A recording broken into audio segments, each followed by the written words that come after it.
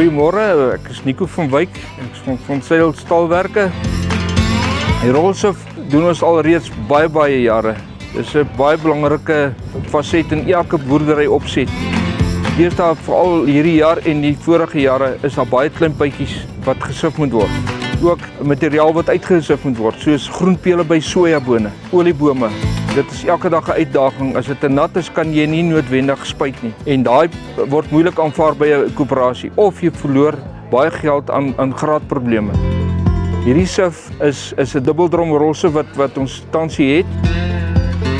Sy omtrek is 5 meter en dan mielies kan hy doen tussen 30 en 40 ton per uur langs die land. Direk in die wa of die vragmotor wat silo toe gaan. En dit maak dit baie maklik. Nog een van ons baie belangrike produkte wat deesdae baie belangrik is op 'n plaas, is ons inline ripper of soos ons hom noem, die subsoiler. Belangrike veranderings op hom, mee te begin, die coil springs in plaas van bladvere, sorg dat daar behoorlike penetrasie is.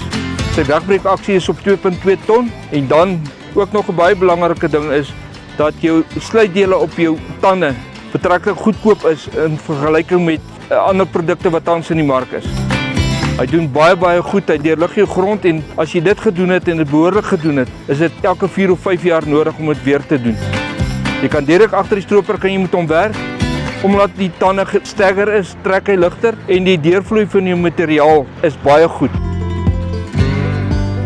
Agter my is die nuutste toevoeging tot ons tapkar reeks, 45.000 liter, met ander woorde 35 ton wat hy kan hanteer. Hy het tandemaste op.